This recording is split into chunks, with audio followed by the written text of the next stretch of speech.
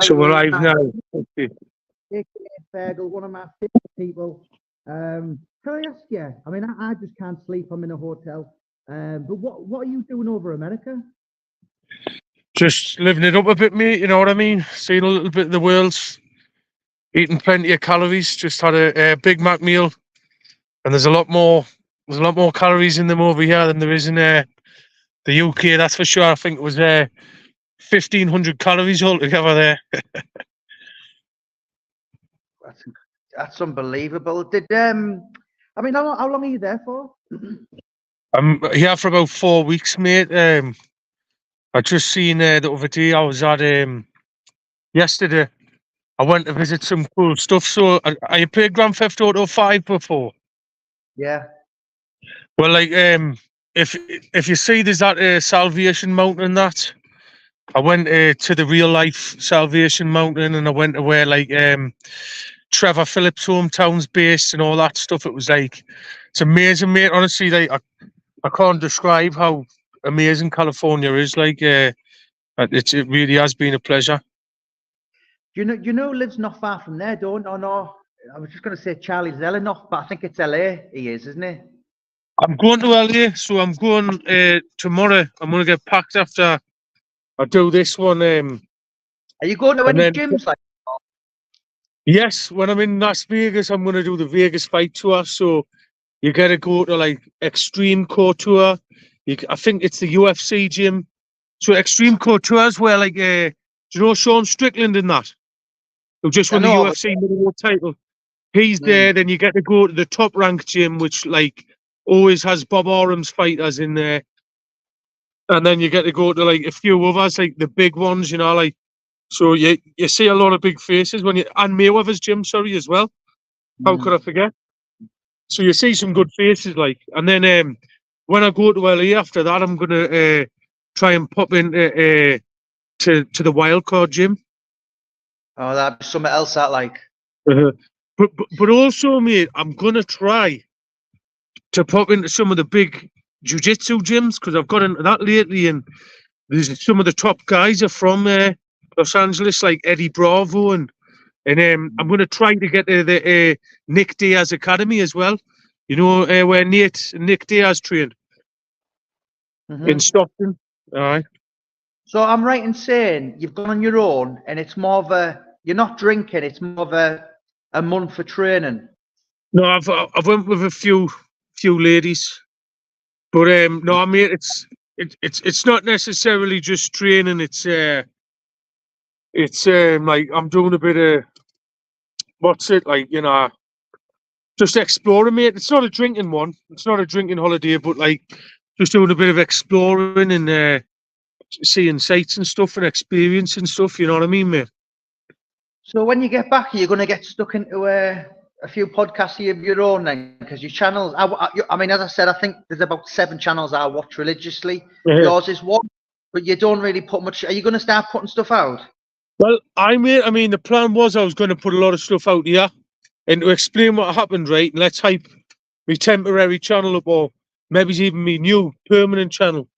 Was basically what happened was like I was literally on the Saturday night before I came here, right? So really the early hours of Sunday, I was just getting my phone out of my pocket, and a lad I know who gets carried away and gone on stupid, shadowboxed and punched my phone out of my hand and knocked my phone. So obviously you can imagine me, I went ballistic, you know what I mean? So he's paying his money and all that, like, when I get back. But I said, like, you know, it's really pissed us off because a lot of stuff I had booked for over here was booked on an email that I can't get into now, you know what I mean? So it's not just the phone what's cost us money, it's all the other stuff and the aggravation that goes with it, mate, you know what I mean? Yeah.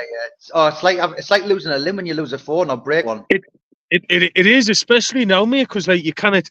It's really hard to get into your email if, say, like Google will say, well, you've never logged in with this device before, so verify on your old device. And if your old device is knackered, it's a nightmare, mate. You know what I mean? Was he just messing about and he just got excited and shadowboxed? I mean, look, like accidents happen. It was just a stupid thing, you know what I mean? He knows he's done something stupid, so like it's left at that. Like, but just he can pay his. I'm not even really getting all the money off him what he's cost us. Like, but I've told him like he's given us a few £100. Like, so that's that. You know what I mean? So I mean, when are you back then? I'll be back in like I think it's the 18th of November. Oh, it's quite a good while there then. Yeah, mate. I like so just enjoying it, mate. You know what I mean, and just seeing a bit of the world, like, you know, it really is amazing, mate. Like, I've always wanted to come to America, but like, do you know, a lot of things you go to and it's overhyped when you go there, but this really is delivering on what I would have hoped it would be like. And is there any major fights over there whilst you're over there? No, but I'm looking forward to the fight tomorrow. Well, it's today really, in your time and stuff, innit? You know what I mean? It's 8:41 p.m. here. Chance? Huh? Do you give him a chance? I mean, mate, every man has a chance in a fight if they're a big bloke that can punch, right? But I would say his chance is about 1 in 100. You know what I mean? It would have to. Fury would have to do something monumentally stupid to get beat. I just hope that he shows him like respect early on. But do you know, like, one fear that I have, right, and with a fight like this, with like Fury and Ngannou, right, is because I don't rate I never rated Ngannou as highly as most people did, right? But he can bang. But do you know, if he's tough, if he really is tough, Ngannou, Fury could unleash a proper unholy drubbing on him. Do you know what I mean? Like where it's, do you know when someone stays up and doesn't go down? They could get really, because I could see Fury teeing off on Ngannou here. Like, what do you think, mate? Well, that Ngannou apparently is the hardest puncher of all time. See, mate, right, you know, the UFC is good at hyping people up, right? In all this about him being the hardest puncher ever is there's a punch machine that it's a proper company what does it, right? And he's got the hardest punch ever recorded on that punch machine. But there's not a lot of boxers went on that punch machine. And do you know the unlicensed shows? It's a big one in Tyneside called D-Day. The same company put the machine outside in a van outside D-Day at the last one, and a lad I know beat Ngannou's record, but he done a running punch. So it's just a load of shite. Personally, does he hit as hard as Wilder? We'll see, won't we? You know what I mean? But like, I have my doubts about that. But he looks a fucking lump, doesn't he? He looks a lump. Yeah, it's heavyweight boxing at the end of the day. Anyone who can punch as hard as that, I mean, when you see him hitting the bag, like, I don't know whether you've ever seen George Foreman hitting the heavy bag, and that is awesome. I mean, it's not far behind that. But heavyweight boxing, one punch. You know, Mickey Duff, to quote Mickey Duff, said the human chin is not meant to take blows by 220-pound athletes. No. And he could maybe walk if you put your life on it. Fury, you play with him, but it is a big money fight, isn't it? It's more of an event rather than a proper boxing fight. See, the thing is I've watched boxing a long time. You have, right? And you think you know what's going to happen, but you don't really know. Do you know what I mean? Yeah. And that's why everyone tunes into all these freak shows, what they've been making the last 2 or 3 years in boxing, because, like, it's just a what-if factor. Because there has been a few upsets in them, hasn't there? Especially with these YouTubers and stuff like that, you know, and all the rest of it. So, I mean, how old are you now, Fergal? 30? 31, mate. Right. I mean, have you kind of retired now then from all that fighting and boxing? I mean, I still train, mate, but like you said, you've just literally said, like Mickey Duff said. To be honest, so the reckon, right, that a huge heavyweight is exactly at the peak of 31. That's what these in the 70s, it was 28. You were finished when you were But with all this thing now, and they reckon a heavyweight is 31 is your prime. So technically, Fergal, you're actually in your prime. Maybe he's mate, but like like that Zillier Zhang. Look at him. I think he's 41 or 42, and he's just in his prime now. You know what I mean, mate? So, like, it just depends on the individual, mate. But like the way I see it is you said it yourself, right? If like Mickey Duff said, a 220-pound athlete. So your human is not meant to take punches from a 220-pound athlete.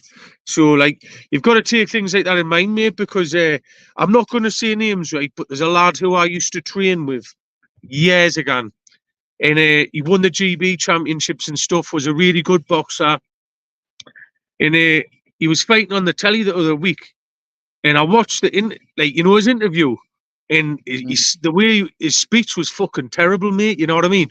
And that's from all the wars what he's had in the gym, because I know who he was sparring and the fighters he was sparring. He was doing 20 rounds a day with them, and they're fucking really, really good fighters, and it's one of them, mate. If a big opportunity came along, now that this YouTube fighting's taken off, and just see I'd knuckle down with my channel for a bit, and a big opportunity came along, why not? You know what I mean? Like I probably would. Yeah, do you know something? I mean, if you manage to go to the wild card, right?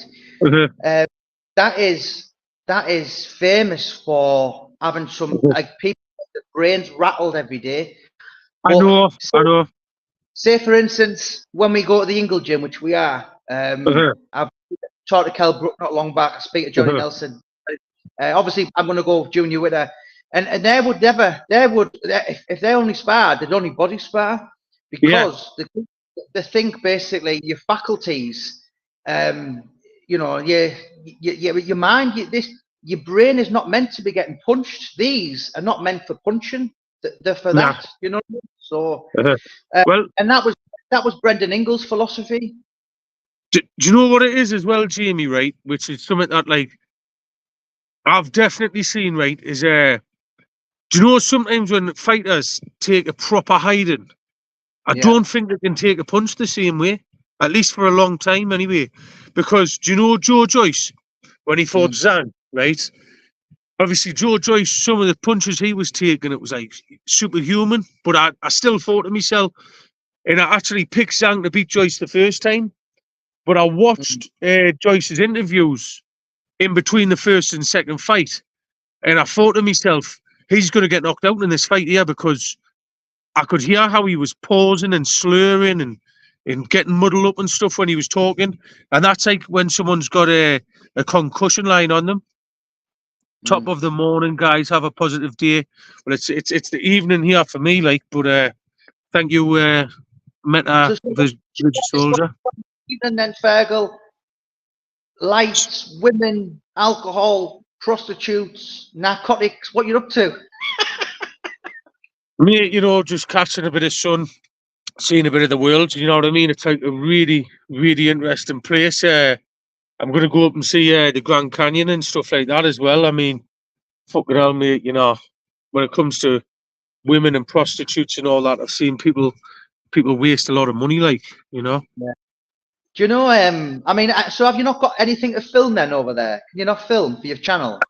I've put a few up on that, like, do you know that one I got you to share, mate? I've put a few up on there. And if people could sub, because like I say, for the time being, I'm locked out of my proper channel. I'm going to put Fergal's link. His channel is called Making Gains. I don't know how much you can. I don't know how much you can see here, right? But I can see it. Right, there's can you see the hills and that? Yeah. It might be a bit dark, right? Well, in these hills, mate, there's everything, mate. There's bobcats, coyotes, and all that. But I haven't been able to see any of them. I think these predators are more scared of us than we are of them. So I'm going to put Making Gains channel in the bio. Give Fergal's channel. As I said, I'm not into all this pointless shit that people put.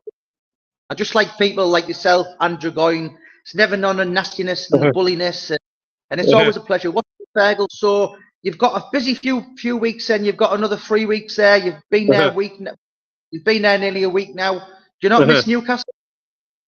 Mate, you know what it is. Like, obviously Newcastle's my home, but just enjoying it here, mate. You know, like that's why I don't. But onto what you said, mate, about all the bullying shit and stuff like and negativity, because I've got fucking tarred in some of it, which was maybe a necessary evil. I think early on, right, and I could show I'm not going to get too into it, but I could show text messages that on my old phone of one individual trying to get me to troll someone.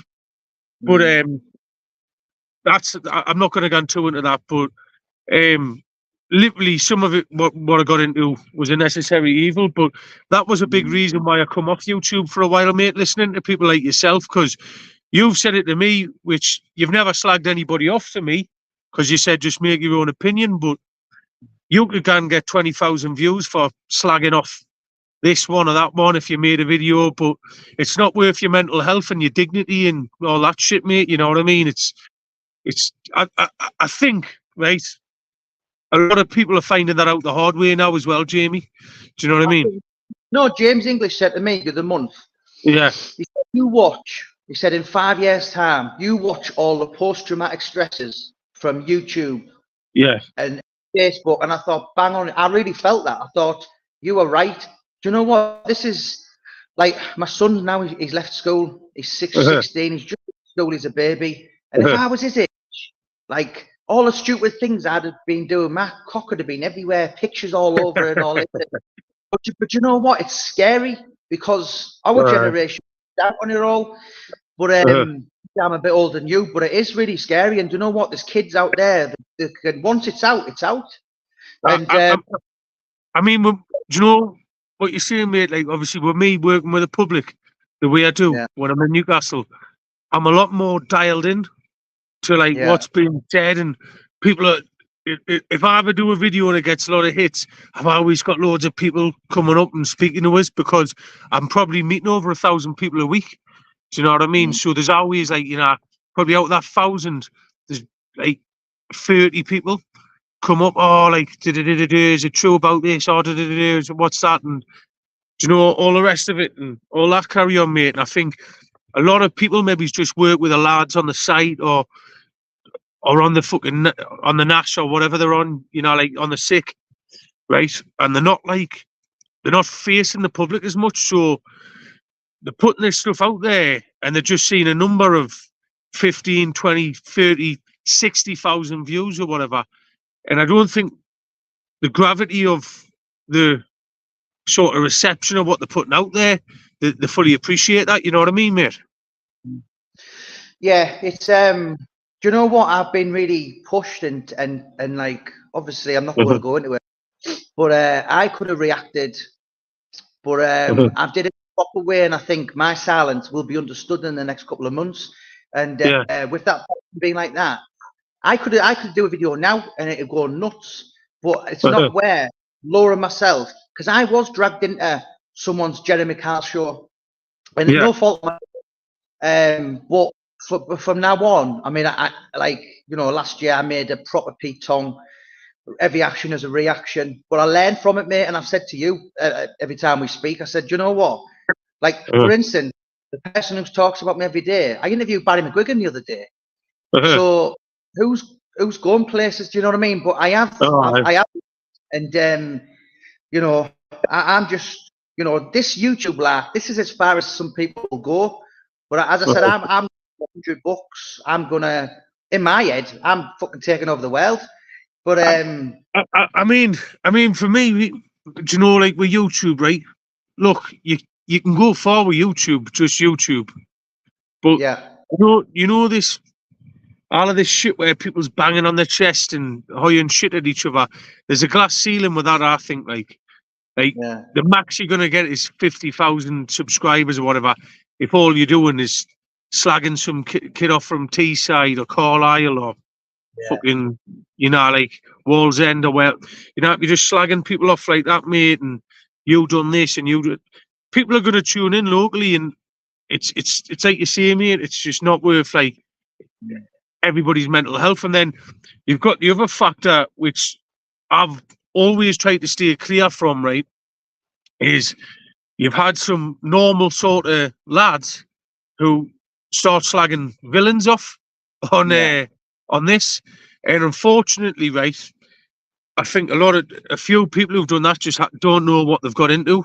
And I find it crazy because I've seen, like, I'm not going to say names, but I've seen one person who slagged a bunch of villains off, right, and got himself, like, in trouble. And then he slagged another bunch of villains off, and I think you might get in even more trouble down the line, you know, like, which it's just better just to come off all the, like, this sort of stuff altogether and not comment on stuff that isn't part of your world, you know what I mean? I think the reason you're so extra vigilant, Fergal, is you're a people person and you deal with the public 6 nights a week. So for instance, 6 years ago, no one knew who I was. So many people over the last couple of years have been like, I mean, this sounds really cringy, but it's true. You want a picture, and then some people have come up and ranted abuse at me. So they have opinions of me that don't know me, and green as grass. So like, listen, there was that video last year when I did a bad reaction to getting my windows done. I know it was the 2 handsome fellas who did it, and I know the pig woman who was with him, and I forgive him. I'm not bothered. But and then the year before that, someone abused my wife, so I went to meet him, and that was all over. So I always think, like, for instance, like, no, I mean, for instance, I was talking to Kelbrook the start of this year. Now, all the people I kind of get about with, and like, that will come back and bite me. Do you know what I mean? So it's imperative that we never make any more mistakes. So I have totally wised up. It took me a long time, but I just laugh when I see, like, these Bellendas and Ebenezer Greensplats, and these people, grown men, 60, nearly 60 in NFL tops and going back and forward, and I'm like, I wouldn't, like, you're a child. Do you know what I mean? It's like, and all these people attacking Dexter, and even if it is true, let the police deal with it. I don't know anything about it, and I'm not really asked. I live in my own little bubble. I've got enough going on in myself. I want to, as I said, I take over the world and be relentless in writing books. I don't want to get involved in people's shit. I think you're like that, aren't you? Well, I mean, it's. Do you know what it is, as well, right? It's like everything has its shelf life. So, like, Big Brother, the reality show, was really popular for a while, right? Then what happened to Big Brother? Everybody stopped watching it, and then you had these reality shows like fucking Geordie Shore and Love Island and all that stuff, and you know, I think everyone's just about sick of them now, aren't they? And like, I see quite a few people who've been on Geordie Shore walking around the town, and it's kind of like they're an embarrassment, really, because it's like they've aired all the dirty laundry, even though it's all fake, and been like off the nutting in all the bars, and it's like once they've grew out of that sort of phase, they walk around like, you know, like a joke, really. That's what most of the Geordie Shore sort of people are like. And I think people have moved from Big Brother to Geordie Shore and Love Island and whatever shit. And like you say, there's been suicides of Love Island, and now people's jumped onto like YouTube and stuff, right? And it's not just up here where there's the beef, because there's kids down the road in London and this and that where they're all watching these beef videos, and people will get sick of it in a few years and like go into something else. But everyone who's went a little bit too far in this, including myself to some extent, because even though I've not really had too much stick off YouTube, there's still days I regret coming on at all, mate. And you know yourself, like, I regretted going on, even though everyone, I've had loads of people, and I've said, yeah, they ask us about the Outward podcast, and everyone thinks it's great. And I go, I wish I never went on. Do you know what I mean? Because I can't take it back, even though, and everyone goes, oh, it was a cracker, it was a great podcast. But I was just like, I suppose a regret of mine is like I was like maybe a little bit very interested in like gangland stuff from the 90s, but it wasn't my place to sort of report or talk about that, you know what I mean? Sort of thing. I think you always come along. I think, as I said, you know, there's only really. I mean, Andrew Goyne. I'm a big fan of her. You can see she's a proper deity, and I knew. I think he or she or whatever he is always tries to wind me up. So you know what I mean. And like yourself, I kind of thought you know you were a decent soul before I got to know you, and there is people on here, and you like I sometimes watch. I'm like in amazement, and I'm like, because I'm not the clever one. The wife's the one who says to me, "Don't dare," because I would have loved to give some barrels, but I can't. And then as I said, I like. Well, it looks like Jamie's having some technical problems. I've got your back, Fergal. So what's your plan with your channel then, mate? So anyone wants to watch Fergal's channel, Making Gains, as I said, I'm one of the biggest fans. You're gonna get Junior Witter on, you're gonna get Nick Manners on, you're gonna get a few people I'll put your way.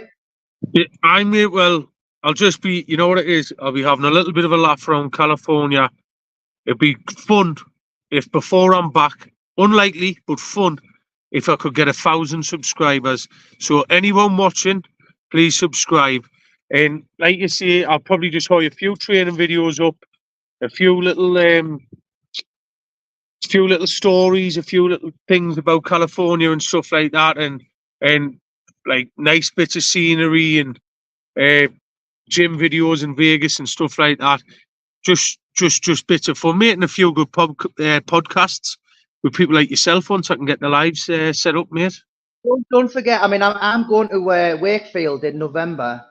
Obviously, I'm going to spend a bit of time with Alex Reid in December, and then we're going to go to the Ingle gym. So let's do it, mate. I'm game. I want to come down. We've been planning that one for a while, Jamie, so I look forward to coming down and catching up with you, mate. He took over that place in 1961. And, you know, basically he said to him, look, there's some lads being arsey. Can you train him and keep him off the street? What's that, 1961? Is that 62 years ago? 62 years, mate. You look at the fighters, you know, so I'll kind of get a meet, like I'll arrange Kid Galahad and all that then.